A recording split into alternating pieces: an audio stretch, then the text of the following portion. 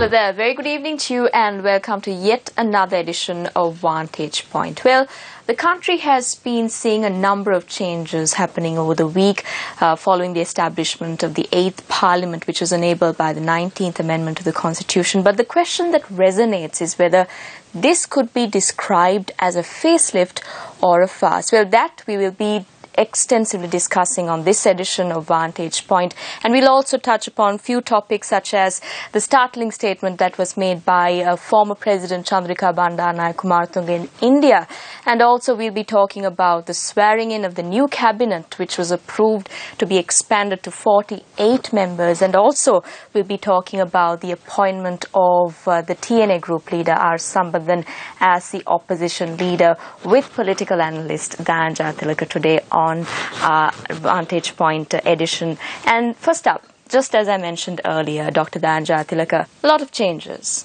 over the past week. Can that be described, as I mentioned earlier, as a facelift or a farce? What would you like to say about it? Well, perhaps neither. I mean, it's a new chapter, it's a new journey, and a new roadmap, all of which are welcome. But I am distressed by some anomalies and what I might consider distortions. I think we are fortunate to have had a peaceful election. The election yielded a very clear result. You had 106 for the UNF and 95 for the alliance led by the Sri Lanka Freedom Party. Now, it's good politics and it's also democratic to stay close to the mandate given by the people, to make moves that reflect the actual balance of forces on the ground. That is hard to do. I'm not convinced that some of the new moves, the manner in which the national government was formed, the logic which went into the appointment of the TNA as the leading opposition party, I'm not sure whether that was the soundest and most prudent thing to do, or things to do. And I think it's neither fast nor facelift, but it's fast and loose. They've been playing fast and loose with the democratic procedure. And also, Dr. Dhananjaya Tilaka, let's talk about the appointment of TNA group leader R. Sambandhan in the last week and how it came under much scrutiny. What would you like to tell about it? Yes, but it was bad arithmetic. My criticism of Mr. Sambandhan's appointment has nothing to do with my assessment of him as a person or politician. Certainly it has nothing to do with his ethnicity. Mr. Sambandhan is possibly the best parliamentarian we have at the moment.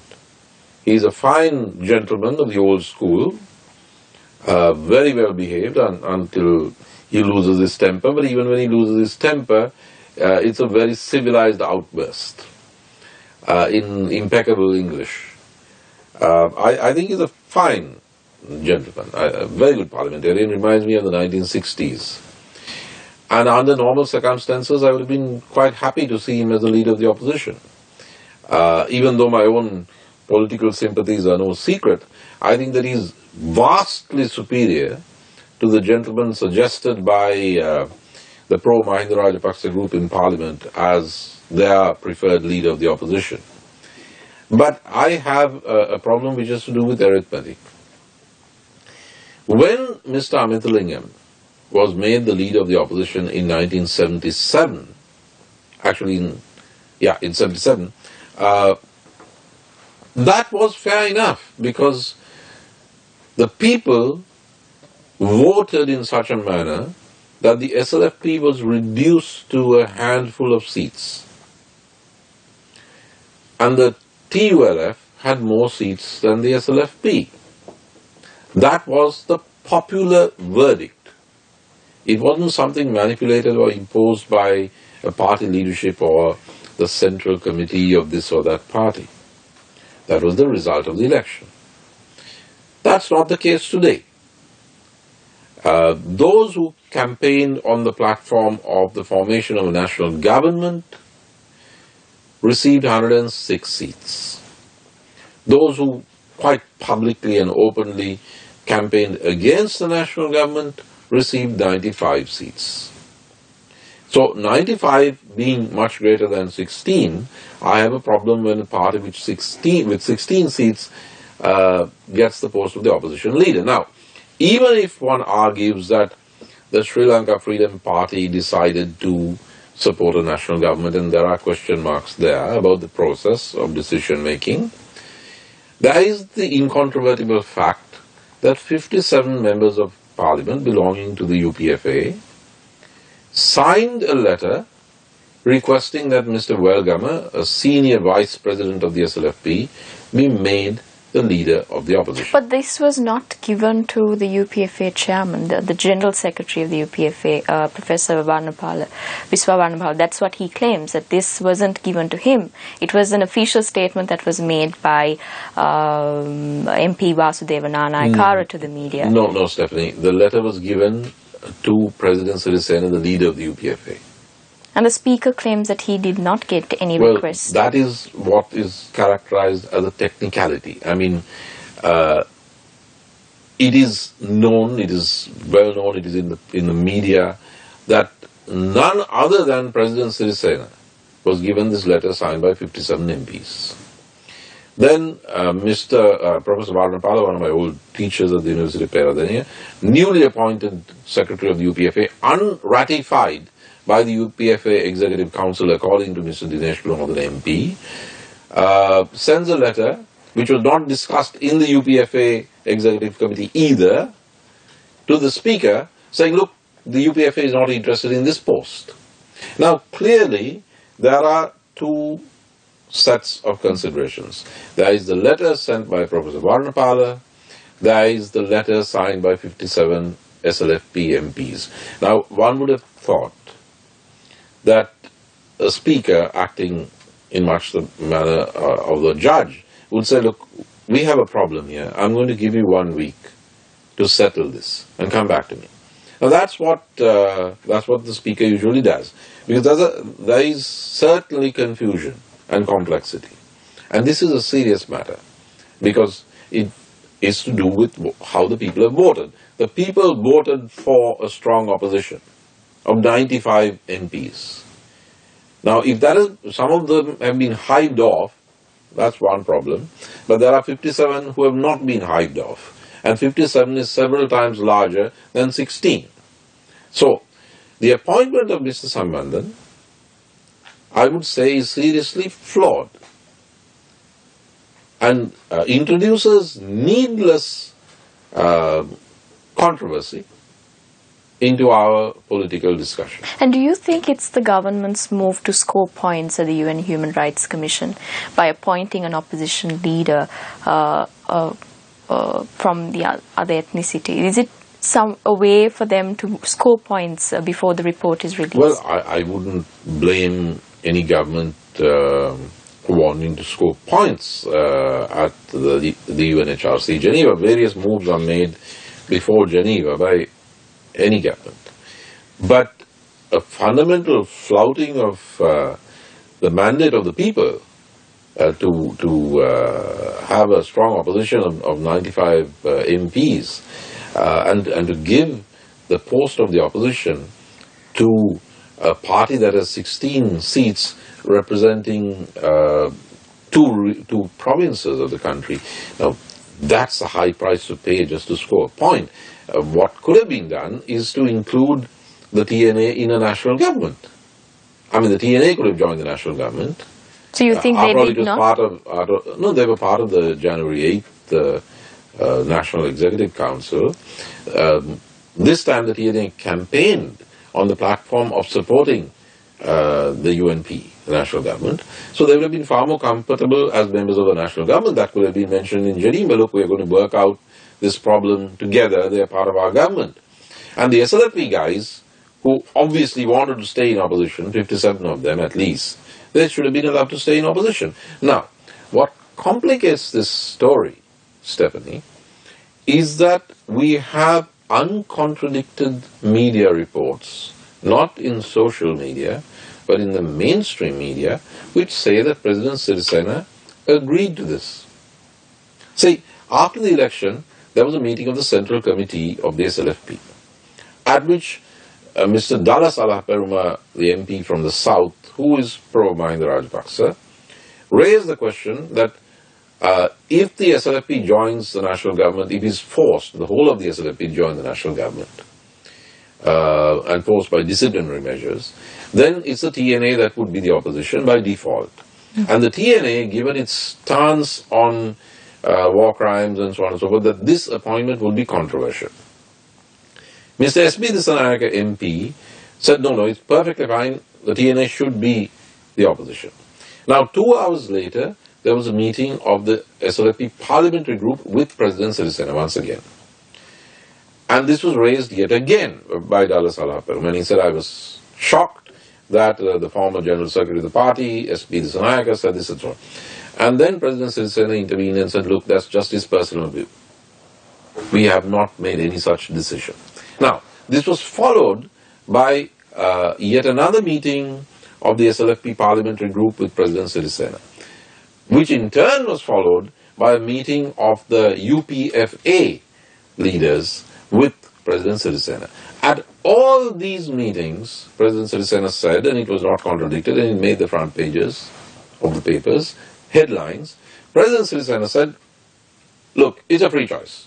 You guys, SLFP, UPFA, those of you who do not want to join the national government, those of you who want to sit in the opposition, to constitute yourself as the opposition, go ahead.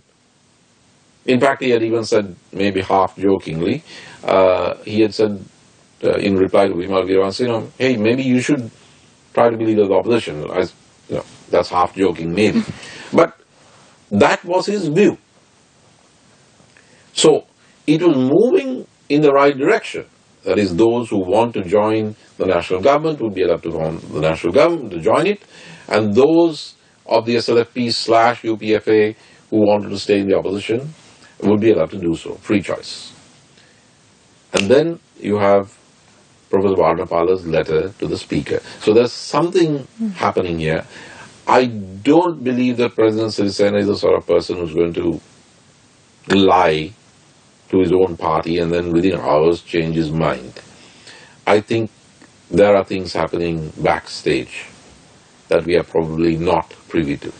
Yeah, speaking about the President, Dr. Dayan, the President made a statement at the 69th UNP Convention anniversary last week saying that he, in fact, he owes it to the UNP, as in he's grateful to the UNP for the support they've given, and also the sacrifices they've made. Those were the words of President Maithripala Sirisena. So how will this go well with the other members? The President showing a particular leaning towards the UNP, as in those very words itself describes that he has a special place in his heart for the United National Party. How well will this go with the other members of the same party, his leaning towards the United National Party per se?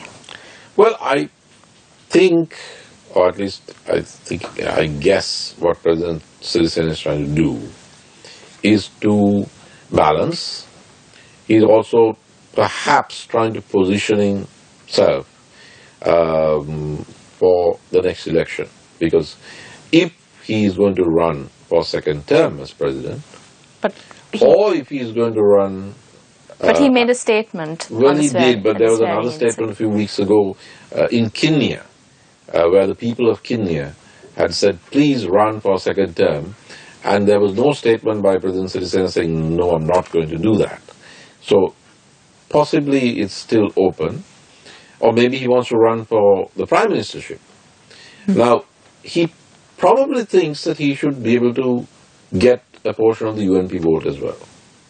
So he goes on the UNP platform and he says nice things about the UNP, and perhaps someday the UNP voter would vote for him. So this is probably his thinking.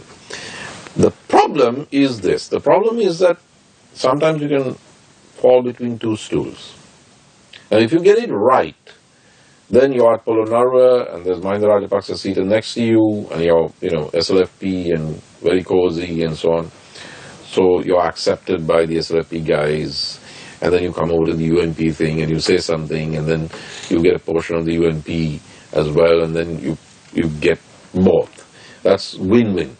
But if you get it wrong, then what you gain from the SLFP at Polonnaruwa, you lose when you're on stage at Sirikota, not by being on stage, but because you are overly identifying yourself. Now, some of the stuff that was said about the Prime Minister winking and then he got up and left and so on, well, certainly, I suppose that's the kind of thing that you can say in Sri Lanka and get away with, but in a European country, for instance, or most parts of Latin America, you can't really say, well, guess what, I was at the Last Supper with this guy, and then I decided to betray him, and ha-ha. Now, that has certain cultural connotations given your background. In some cultures, the fact that you have a last meal with somebody, and then you're fooling him, you're lying to him, you're dissembling, and you walk out and you do something else, that evokes all kinds of Last Supper symbolism. But in different cultures, it doesn't have that connotation. But I think that President Sirisena has yet to get the right mix or the right balance. While being on the UNP stage, he has to be careful not to lose out what he has won back by being on his own SLFP stage. I don't think he's quite got that balance as yet. But he's got a couple of years more to get it right. Yeah, speaking a little bit about the Common Alliance and how January, there's a lot of changes, a huge, something that no one ever expected. Former President Chandrika Bandaranaike had made a statement in India during an interview that they used Viber as a communication mode to form the Common Alliance, to get people to come in and have a discussion about the Common Alliance. Now, I need to ask you as to why there's so much of precautionary measures were taken by them in terms of, was it security that they were worried about? Yes, probably. They probably thought that there was some kind of surveillance, and they resorted to Viber and so on. And President's statement saying that he could have been even killed. So is it something to do with that administration? Were they implying that the former president would have orchestrated something in order to bury them underground? That's more than an implication, because former President Kumaratunga told the Indian press this time around that had Mahinda Rajapaksa won, there would have been a massacre of innocents. Huge, large numbers of innocents would have been massacred by Mahinda Rajapaksa. Now, I think that's a typical Chandrikaism, because one either has to assume that Mahinda Rajapaksa massacred a large number of innocents over the 10 years or 9 years that he was president, and then decided to be meek as a lamb and take off when it looked like he had lost the election. That's a kind of a Ashoka to Dharmashoka conversion, which I find inexplicable. Or you just have to sort of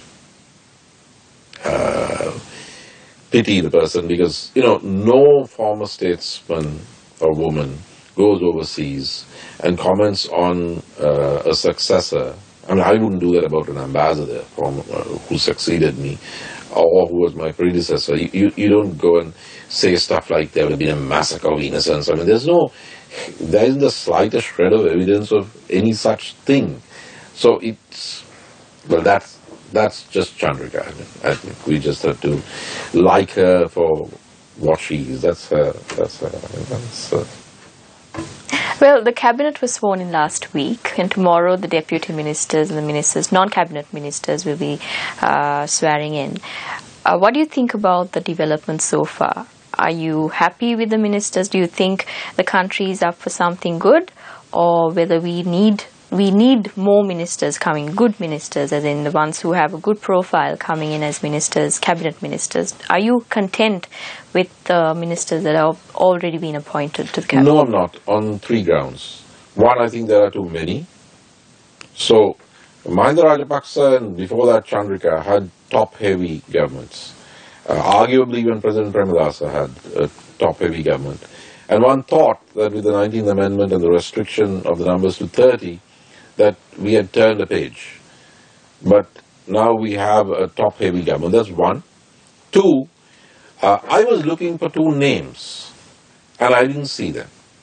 Hold that thought. Yeah. What are those two names? That we will find out after this short commercial break.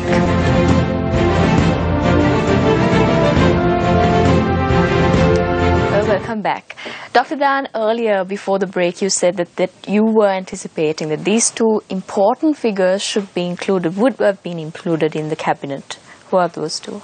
The two brightest stars of the UNP campaign, as far as I was concerned, Eran Wickramaratne and Harsha De Silva. I mean, it's difficult for me to say which name should come first.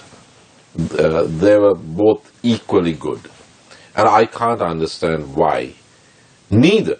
I would have expected both to be cabinet ministers, not deputy ministers or state ministers or whatever else they're going to be. I cannot understand why Harsha and Eran, who represented the best of the and about the UNP, that they're not cabinet ministers. And what kind of cabinet can have Champika Ranawaka as a cabinet minister, not Eran Wickramaratne or Harsha? So was it to do with experience, as in terms of how long who has been in parliament, or was it to do... Well, I don't know what it was, because Eran has professional experience and, you know, he's very sharp. He's very sharp. So whom would you replace them with? Harsha. Whom would you replace them with if... Well, I wouldn't. I would have given finance. I'm not surprised that the rupee has been floated and that our foreign exchange reserves are shrinking, because I think if either Harsha or Eran were the minister, I don't think that would happen. So about deputy ministers tomorrow. So do you think they will be included in that list, as in... Yeah. They'll be put in somewhere where they can help a minister keep his reputation on the basis of the work, the work done by these two guys. And how well is that going to be? How well is it going to work out for? Not very well, because the ministers in charge probably have their own ideas, and they would be not as good as Harsha or Eran. Now, say for instance, development ministries, macroeconomic stuff, very important. These should have been, there are enough going around.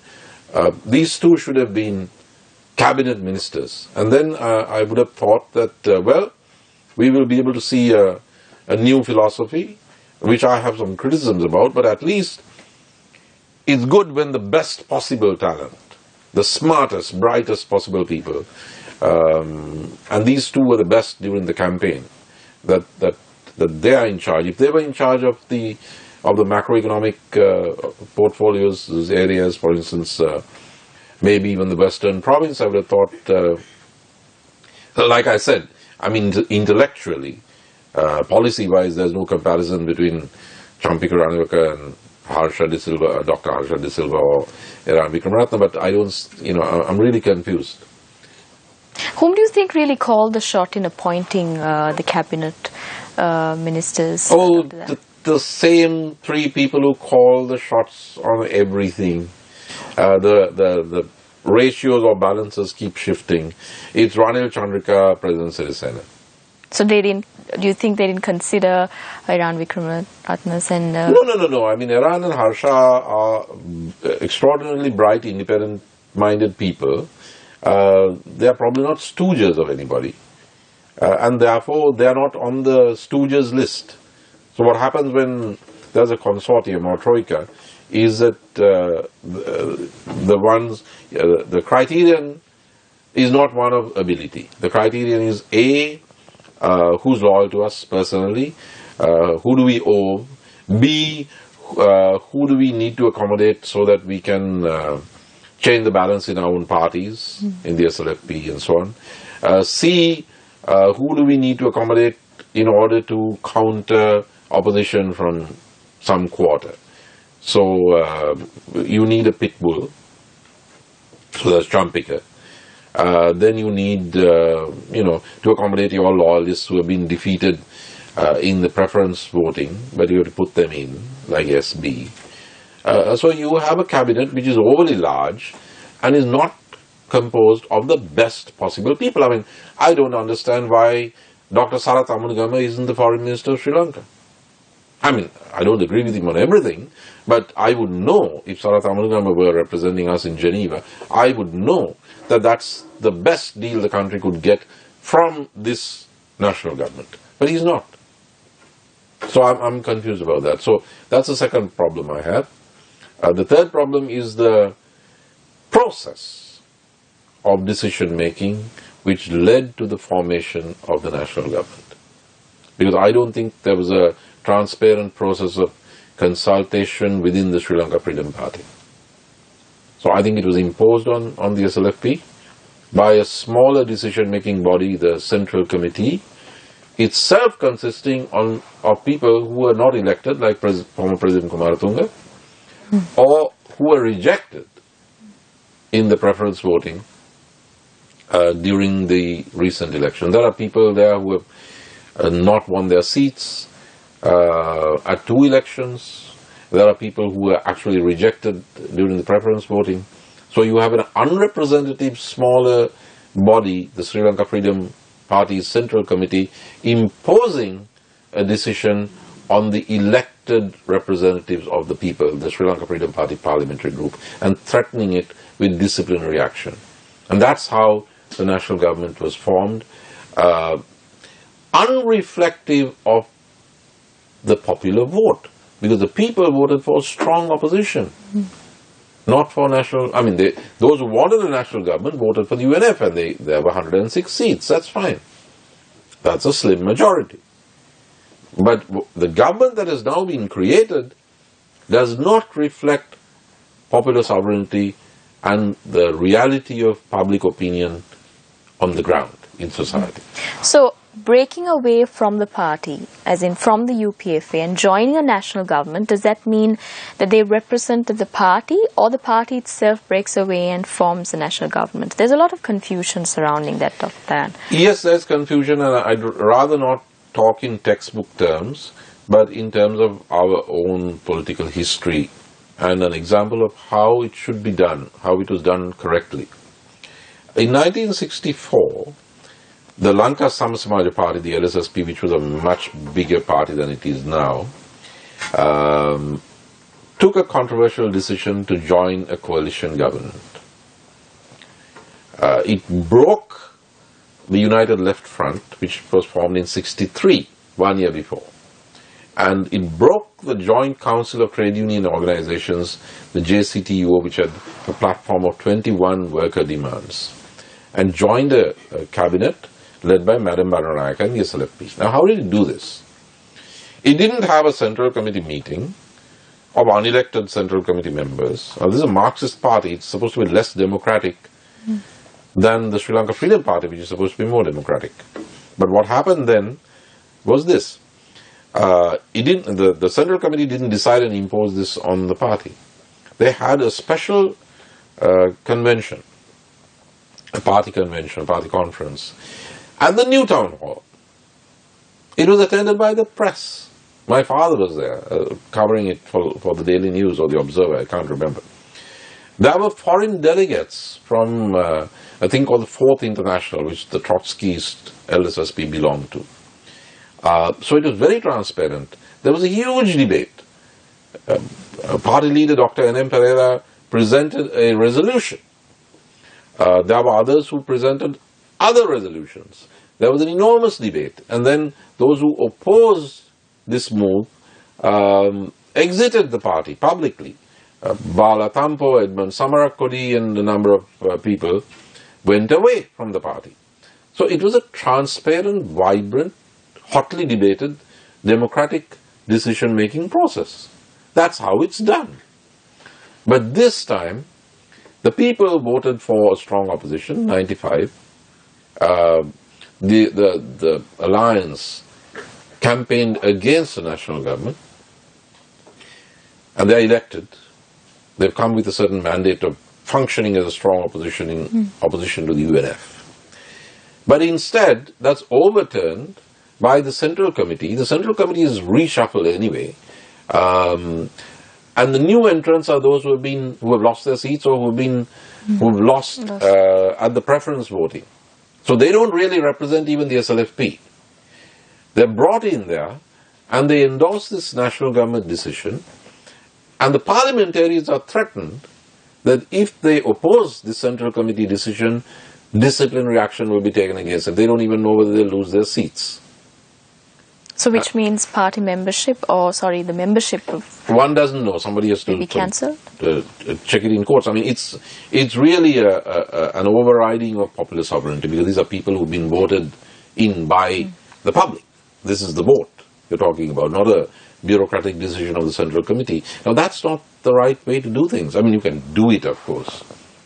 But one thing I learned from my late father is the difference between legality and legitimacy, which he kept warning President Shahwardhan in his columns, but nobody was listening at the time. You can do something which is technically legal, but is it legitimate?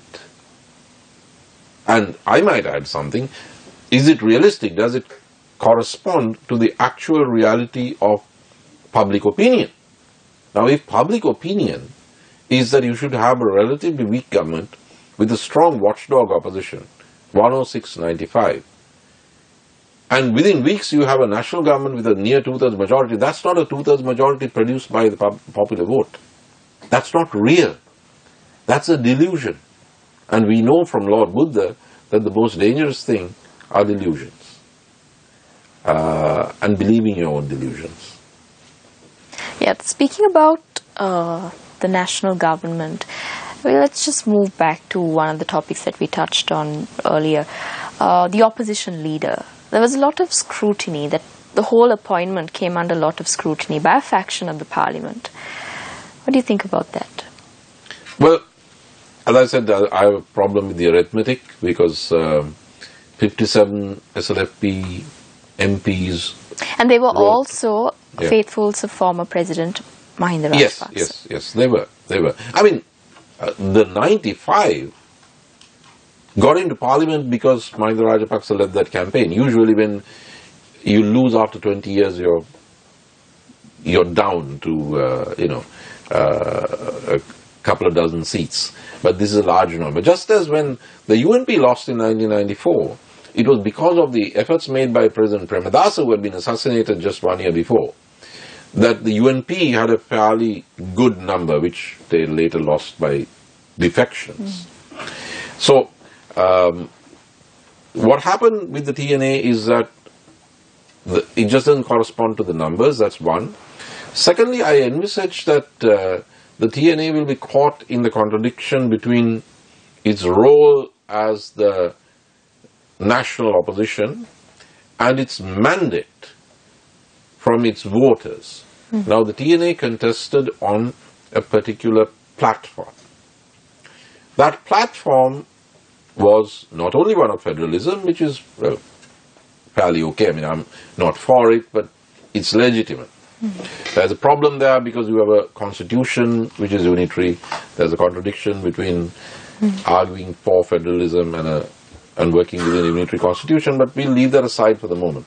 The problem with the TNA's platform and mandate is that it consists of 4 points, of which federalism is only the third.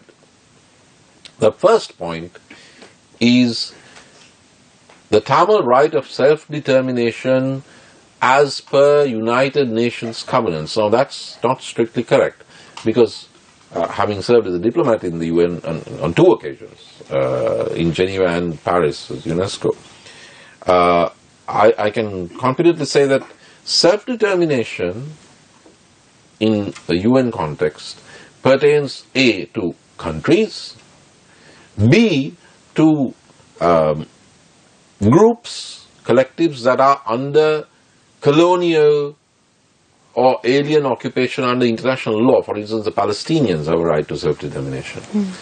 They live in an occupied territory under international law. They are an occupied peoples, so they enjoy a right of self-determination.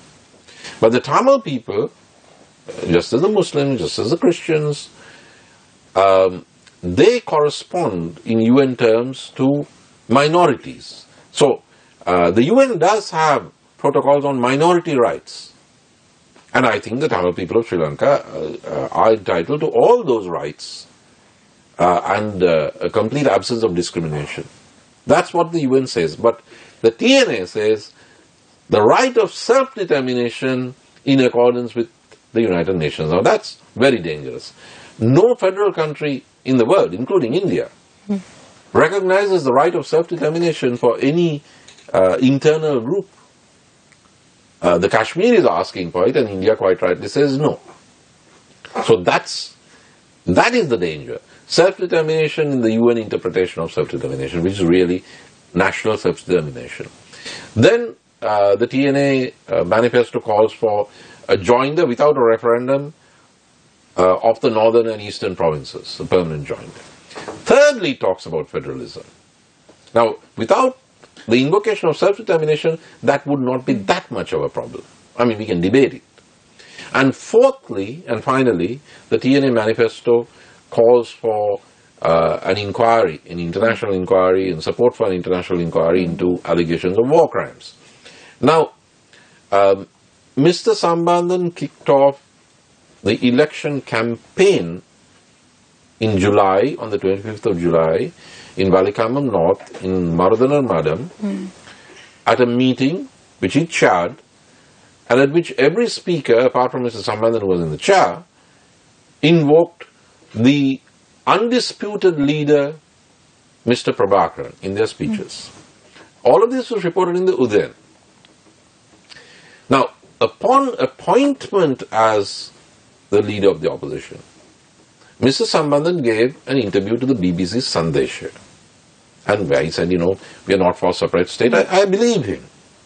But in that interview, straight off the bat, he said, Sri Lanka should have 3 to 5 regions. It should be redemarcated as 3 to 5 regions with the powers that Indian regions have. Now, what does that mean, Stephanie? We are not talking about a federal system which would be controversial enough with the present 9 provinces. We are talking about something else. So do you think the government will not be strong enough to oppose such a notion? I don't know, because I remember this story of regions. Chandrika Bandaranaike's Union of Regions package of 1995.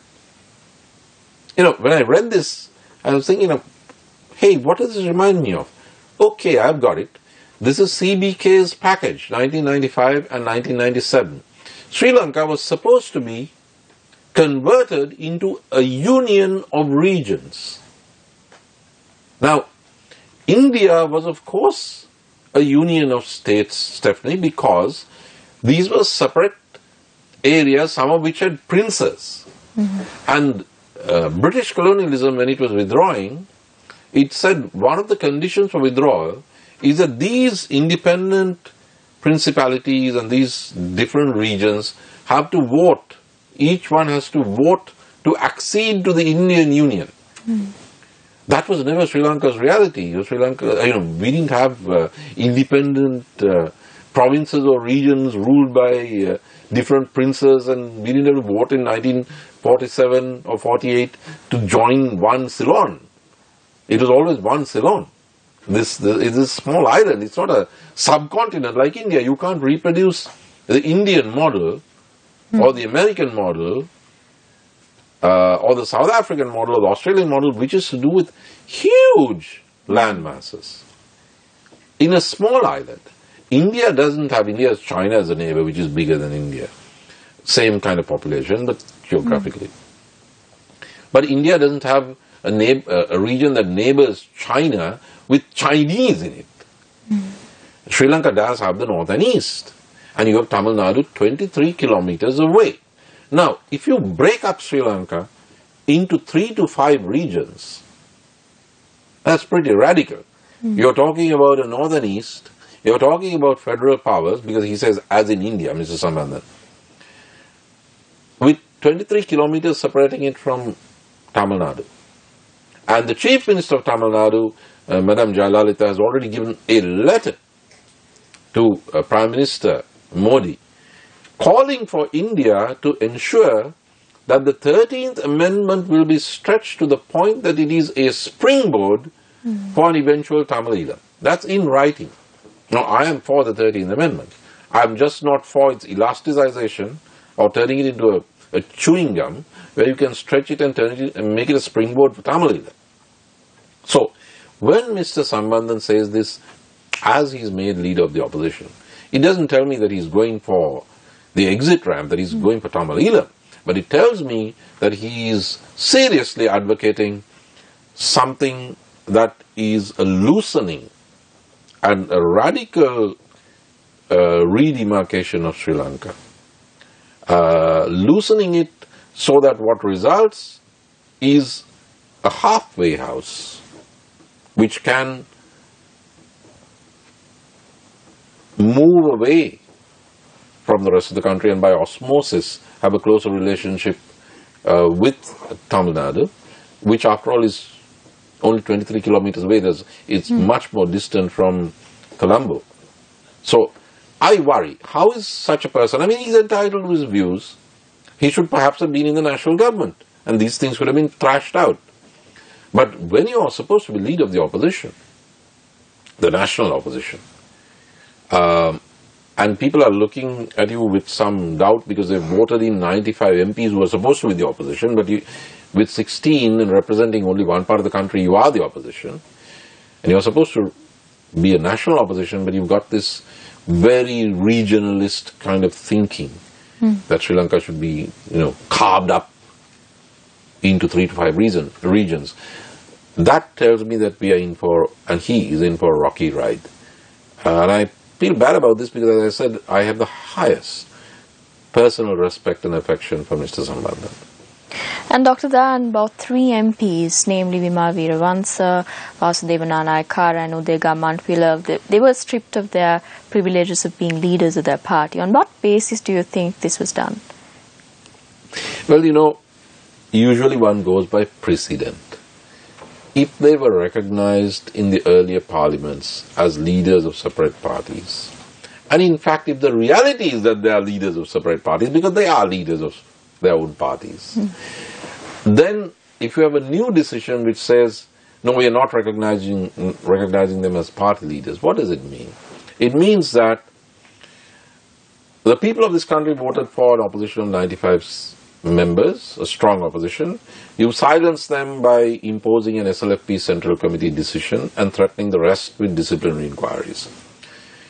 57 to 63 of them have enough of a spinal column to have abstained from voting for the national government and to have actually signed a letter calling for Mr. Velgamma to be the opposition leader. But they can't do much more at the moment because if they open their mouths, they are going to face disciplinary action.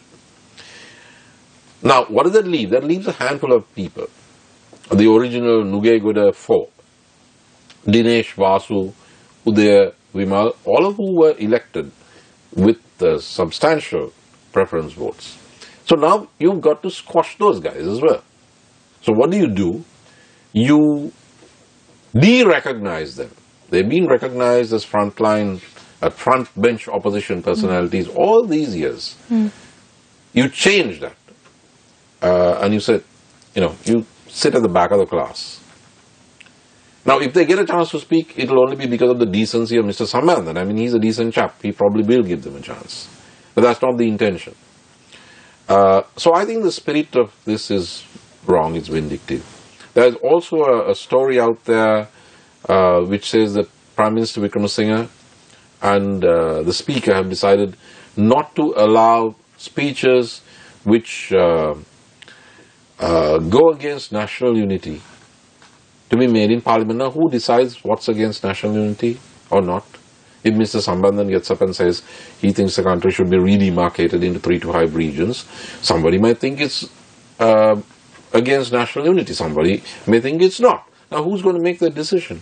Why do we have to have new decisions which parliaments usually don't have? I mean, if somebody makes a bad speech, you reply him. You don't ban him or her. And on what basis? Who gives you the right to do that? So I see a kind of a totalitarian structure. The SLFP is silenced by the Central Committee decision, and part of it is hooked up with the UNP. The UNP has an internal constitution which is very tight. The residual fellows, Vimal and them, are silenced by removing their party leadership status. The opposition is not the strong, vibrant SLFP/alliance. I'm talking about those who do not want to join the national government. Instead, you give it to the TNA, which was part of the governing structure of January 8th, and announced that it will support the UNP during this parliamentary election. So it looks like it's all wrapped up. It's like a dictatorship without a dictator, because there is no one dictator. And Dr. Dan, moving away from politics in Parliament, we'll be coming back after this short commercial break to speak a little bit about the case pertaining to the Avant-Garde floating armoury. So we'll see you on the other side. Well, welcome back. Dr. Dan, earlier we spoke about the Avant-Garde case and how it has been temporarily suspended by the additional magistrate after advice that was obtained by the Attorney General's Department. Just need to know whether this move, now the Avant-Garde floating armoury case was taken up before elections, and they were having investigations, and there was so much of developments that were taking place, and suddenly it has come to a halt now. So what does that mean? Well, I expect to see more of this, because I think a lot of things were hyped up in the run-up to the elections. And the reason for that hyping up was probably to swing the swing vote. And now, you can't proceed beyond the point, because the institutions have to do their job. So when the CID investigates and they find that, look, I mean, there doesn't seem to be anything much, and they send it to the AG's department. The AG's department looks at it and says, look, on the surface of this, there's nothing to prosecute. I mean, there's no crime here. So then but they once claimed that there away. was credible evidence that they somebody claimed. So somebody claimed that. What do you think made them change the whole position altogether? Well, I don't know whether it's the same they who changed their position, because I can't remember who said there was credible evidence, but I know that a process was going on, and Gotabe and all these guys and the head of Avant-Garde had to go repeatedly before some investigative body. Now, I read over the weekend the chief JMO, a professor, in the Tajuddin case, who says, look, we never said anything about foul play. I mean, I don't know how that came up. He was interviewed by a private newspaper. Professor, I forget his name, it's Professor somebody, the chief JMO. And he says, it can be this or that, but it was never just that.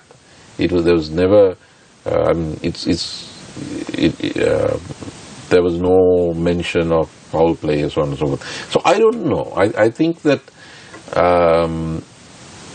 a lot of this stuff was on overdrive,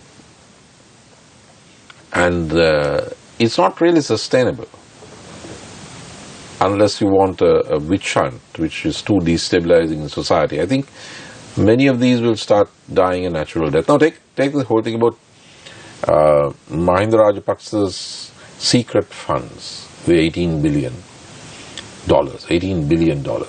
Now, it's not that I don't trust Mahinda Rajapaksa, but I'd much rather trust the US Homeland Security. US Homeland Security was brought in here, so was the US Department of Justice, the FBI. As reported in the Sunday Times, at a request made by Foreign Minister Samaraweera to Secretary of State John Kerry. And it said that this was to investigate money flows from the Rajapaksa family. Now, U.S. Homeland Security is extremely sophisticated. They track Al-Qaeda, ISIS funding all over the world. The Rajapaksas may be smart, but they're not that smart to be able to hide money without a trace to the point that U.S. Homeland Security can't find it. And I don't think U.S. Homeland Security is going to spend 6 months from the time they came in. They've not, there's nothing. So, therefore, I tell myself, look, come on, this was just hype.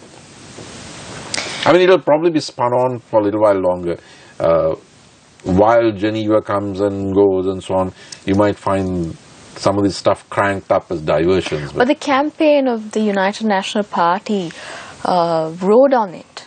It was based on it. That was the platform they had the campaign on. That was the basis that they always argued about. So if they didn't have any evidence, does that mean that they will have a moral obligation to at least give out a statement saying, we were wrong. This wasn't. Stephanie, have you heard former Prime Minister Tony Blair saying we were wrong about WMD? I'm so sorry that millions died as a result. I don't expect that. So this government is also now following the establishment of the 8th Parliament. Today they appointed the Chief Minister of the Western Provincial Council and also the Northwestern Provincial Council Chief Minister. So does this mean that the same mechanism that was used in Parliament to form a national government will be reflected in these grassroots level, local bodies, provincial council levels? So will it mean that the UPF and the UNP together will form a governing body at the grassroots level as well? Well, I don't know. This is something that they'll have to grapple with. Why only at the parliamentary level? Will there be pressure to do this at the provincial and Pradeshia Sabha level? If so, who will be the opposition? If Veeravansa and Gammanpilla and so on are treated in that manner in parliament and they're not recognized as opposition, as leaders of parties, will there also be at the provincial and Pradeshia Sabha level an attempt to have only the JVP as the opposition, because the JVP, is part of the January 8th Swan Hansaya coalition. So will the opposition be given to somebody safe like the JVP? You can't bring the TNA down and make them the opposition of the Western Provincial Council or the Southern Provincial Council, I think. So what's going to happen is there going to be this shotgun wedding between the UNP and SLFP reproduced at every level of the system? If it is, two questions arise. One, President Sirisena has told the SLFP that he will be leading the election campaign at the Pradeshia Sabha elections in about 6 months against the UNP. But then if he is one of the co-architects of the national government between the SLFP and the UNP at the national level, how is he going to lead a campaign against his coalition partners, the UNP, at the Pradeshia Sabha level? So that's a conundrum. How is he going to get out of that one? That's one. Two, now that you've brought these two big parties together, where does the democratic opposition come from? Who is going to be the opposition? If you have silenced the strong opposition, which is the SLFP, by inducing them, not persuading, because there's the use of disciplinary action, inducing them to join the UNP. When the call for national government was first made in the early 70s, Stephanie, and repeated throughout, there was a very powerful argument against it. And that is, if the UNP and SLFP get together, who is going to be the opposition? What kind of opposition is it going to be? In fact, the SLFP was formed because society was polarized between a right-wing UNP and a left-wing LSSP-CP, and this was seen as dangerous. Therefore, you needed a moderate opposition coming in as a centrist alternative. Now, you've taken this center and hooked it up with the UNP, with the right. So where is the centrist opposition? You have, okay, you're propping up the JVP because they're friendly with you, and you brought in the TNA and made it the parliamentary opposition. But where is the national, mainstream, moderate opposition? Don't we have one anymore? And that will cause systemic instability. I don't know what form it will take, but the architecture or the physics of it, or whatever you call it, the fundamentals are all wrong. So isn't it going to be a learning curve, an experiment, so that we will learn from it maybe later on, where mistakes are made and then we learn it and then we amend it and then we make reforms? Isn't that how it's going to be? We've been on a learning curve from, the 70s, the 80s, but we are repeating all the mistakes.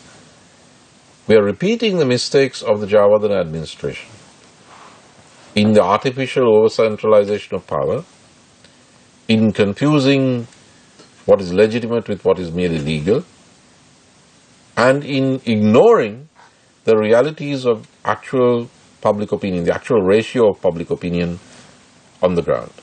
So I don't think that the learning curve, as far as the politicians are concerned, I don't think that they are doing any learning.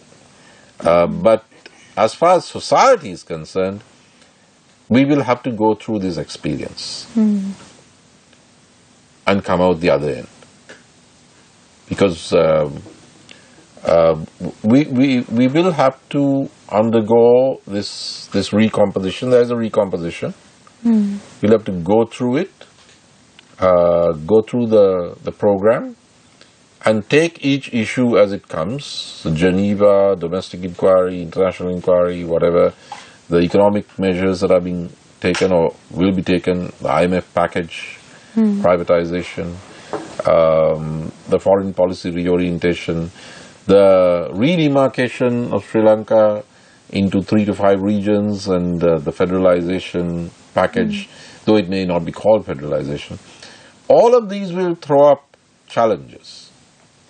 And you don't have a moderate opposition anymore.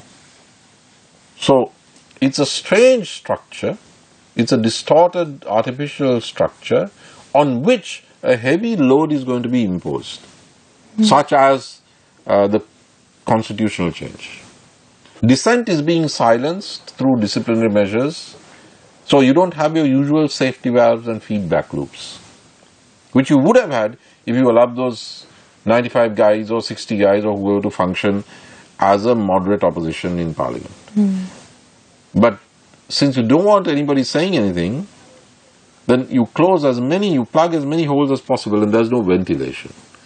And as a political scientist, that worries me. And the international community has been, as of late, grappling with this refugee crisis that they cannot handle, especially given the fact that veto power countries like the United States, the United Kingdom, they're grappling with it and they find it very difficult to manage this.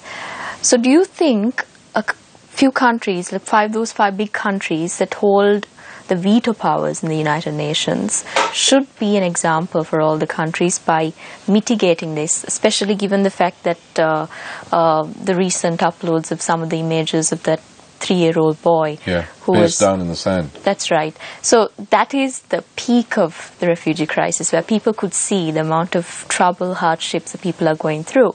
So how do you think they should mitigate this, and how can they be an example for all the countries? Now when they come back to the United Nations for discussion, this will certainly be taken up by other countries, of how they find it very difficult, and their measures of managing the refugees coming in and going out of their country.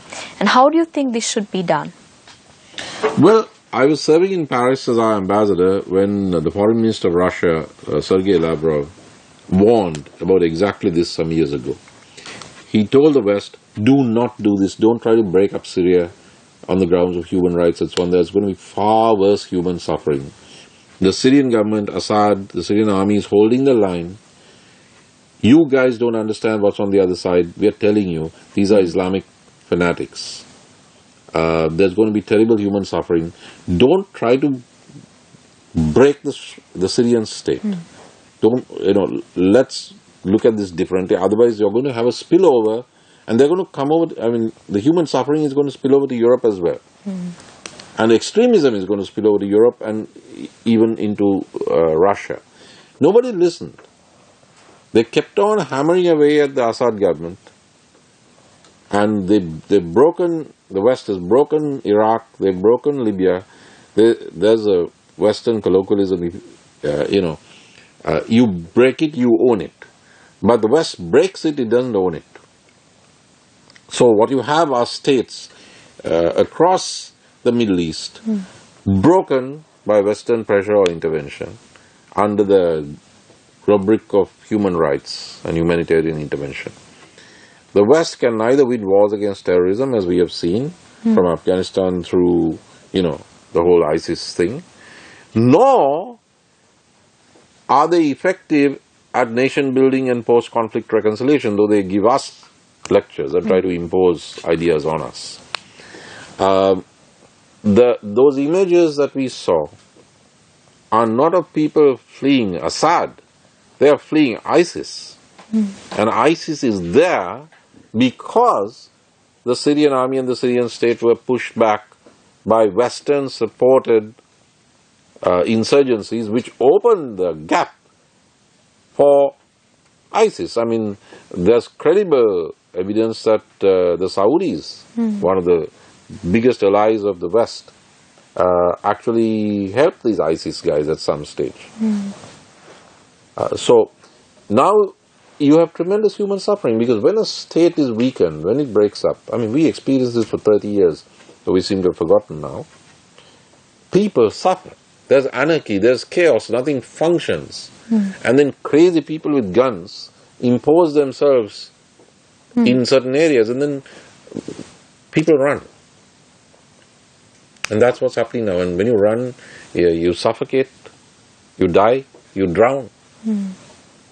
And this has been created by the destruction of the states of the Middle East, mainly by Western pressure. Well, thank you, Dr. Dan. With that, we wrap up this edition of Vantage Point, promising to come back to your living room with more insight. This is Stephanie Lazarus signing off.